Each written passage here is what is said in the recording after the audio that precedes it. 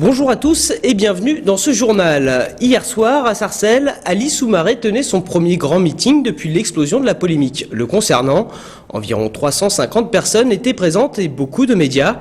Pour la tête de liste socialiste dans le Val d'Oise, ce meeting était surtout l'occasion de fermer cette parenthèse et de reparler politique. Le reportage de Brice Martinelli. Le moins que l'on puisse dire, c'est qu'Ali Soumaré était attendu à Sarcelles. Pour sa première sortie officielle après la polémique sur son prétendu passé judiciaire, le candidat socialiste est accueilli sous l'ovation d'une salle pleine à craquer.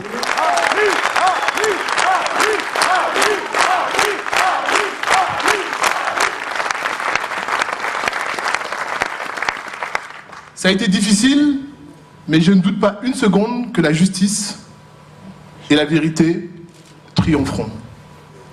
Je ne compte pas me soumettre à l'agenda des provocations et je demande à chacun de garder la discipline, l'intelligence collective qui nous caractérise, notre famille politique, et qui consiste à ne pas répondre.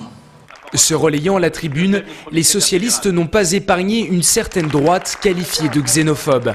Les messages de soutien aux militants associatifs de Villiers-le-Bel affluent, les ténors locaux revendiquant leur choix, celui d'un chef de file jeune issu de la diversité. Je vous le dis, chers camarades, nous pouvons être fiers de ce choix. Un choix qui fera avancer la société française parce qu'il change la représentation politique et parce qu'il lève des interdits et des tabous. On en a beaucoup parlé entre nous. On savait que ce combat pour la reconnaissance des jeunes de nos quartiers, eh bien ce combat il allait être long, difficile, douloureux. Passer à autre chose, tel est aussi le message du meeting de Sarcelles. Ali Soumaré n'a pas voulu s'attarder sur la polémique. Il entend maintenant reprendre la campagne. Et pour être complet sur les suites de l'affaire Soumaré, Axel Poniatowski devra s'expliquer au tribunal de Créteil le 9 mars prochain, après la plainte pour diffamation déposée par l'élu socialiste Michel Saban. La tête de liste UMP dans le Val d'Oise avait affirmé que la vice-présidente PS du conseil régional et tête de liste dans le Val-de-Marne avait été condamnée pour emploi fictif alors qu'elle avait été relaxée dans cette affaire. L'avocat demande pour sa cliente des dommages et intérêts équivalents à 5 mois d'indemnité parlementaire, soit environ 25 000 €. Et cette affaire Soumaré aura également des conséquences au niveau de la politique locale. Dans un an auront lieu les élections cantonales et pour ce scrutin, le maire UMP de Franconville s'était affiché comme leader pour reprendre le département, une position quelque peu fragilisée par la récente polémique. On écoute Arnaud Bazin, leader de la droite au Conseil général, au micro d'Olivier Danetta et Christophe Rigaud. Si on considère les résultats de cette prise de position, ça ressemble fort soit à un accident industriel, soit à une faute lourde. En effet, l'image de la droite régionale, départementale, nationale est brouillée. On n'a pas une vision claire finalement de ce qui est reproché à la tête de liste socialiste, puisque Francis Delattre en est venu à faire des excuses publiques, ce qui quand même signe au moins une grave maladresse, et il a été désavoué par les autorités de l'UMP. Tout ça laisse un goût un peu amer. Je crois qu'une des conséquences évidentes, c'est que maintenant, cette affaire sera en permanence reprochée par la gauche dans le débat départemental à Francis Delattre. Moi, j'interpelle l'UMP pour qu'on trouve une solution, en effet, crédible et efficace rapidement, puisque les élections cantonales qui sont essentielles pour ce département auront lieu dans un an, maintenant, un peu de choses près. Donc il faut absolument qu'on ait des solutions. Mais je reviens un peu... Excusez-moi, qu'est-ce que vous entendez par une décision concrète ? Eh bien, qu'on ait en face de nous des gens qui soient crédibles et qui puissent porter un discours sans être en permanence interpellés sur des maladresses, pour le moins, qui ont été médiatisées très largement. Donc vous sous-entendez que M. Delattre n'est plus crédible pour conduire la reconquête ? Il y a un nécessaire renouvellement, en effet. Politique toujours, le candidat du MoDem, Alain Dollium, était ce matin à Sarcelles. Pour sa première visite dans le Val d'Oise, il a arpenté le terrain de la tête de liste départementale, Sophie Jacquet, qui s'était lancée en politique lors de la campagne municipale de 1995 dans cette ville. Reportage sur le marché des Flanades. Premier pas hésitant pour Alain Dollium sur le marché de Sarcelles. Ce novice en politique fait là sa première campagne électorale. Les poignées de main à répétition et autres échanges avec les commerçants, ce sera pour la prochaine fois. Pour sa venue dans le Val d'Oise, le MoDem a pourtant choisi un territoire symbolique, Sarcelles et ses environs, qui plaît aux candidats.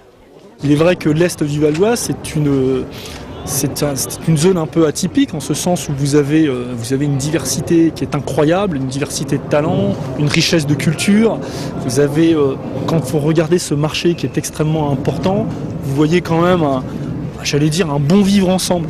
Et moi, ça m'intéresse de constater ça et d'arrêter dans les médias de véhiculer certains clichés sur toutes ces zones géographiques où il y a la diversité qui s'exprime au sens large. Mais l'Est du Val d'Oise, c'est aussi un territoire sinistré en matière de transport, d'emploi et de logement.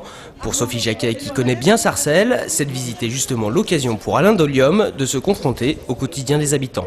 À la fois sur les questions de transport, d'emploi, de logement, le parcours d'Alain aujourd'hui lui permettra de rencontrer des Sarcellois, des Gargeois, des gens de Gonesse qui vont justement leur dire quelle est leur réalité.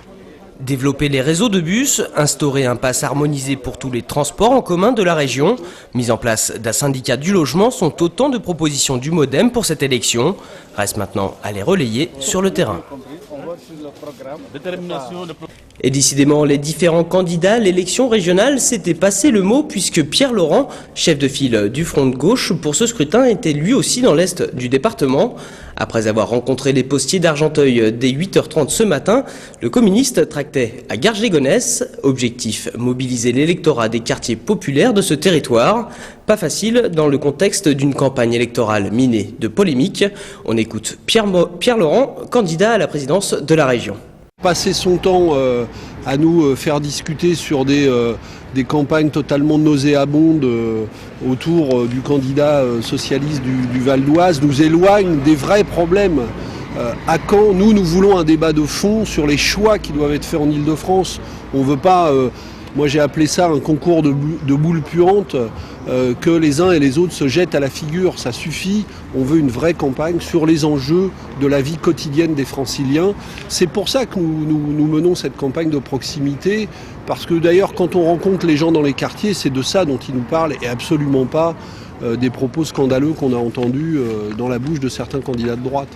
Et l'actualité, c'est aussi ce dénouement heureux. On vous en parlait début janvier. Nathalie Canaf, jeune maman de Menucourt, qui n'avait plus vu ses enfants depuis le mois d'août, a retrouvé ses petits ce matin à l'aéroport de Roissy.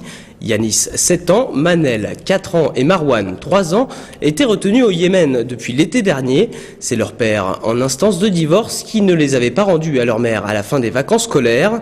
Et depuis octobre, les enfants étaient même sans aucun de leurs parents. Le père, de passage en France, avait été interpellé et placé en détention dans le cadre de cette affaire. Libéré depuis, il a accepté de coopérer avec les autorités pour permettre le retour en France des 3 enfants. Ils sont donc arrivés ce matin à 8h30 sur le tarmac de Roissy. Et voilà, ce journal se termine. Merci de l'avoir suivi. L'information continue sur vonews.fr. Bon week-end à tous et à lundi.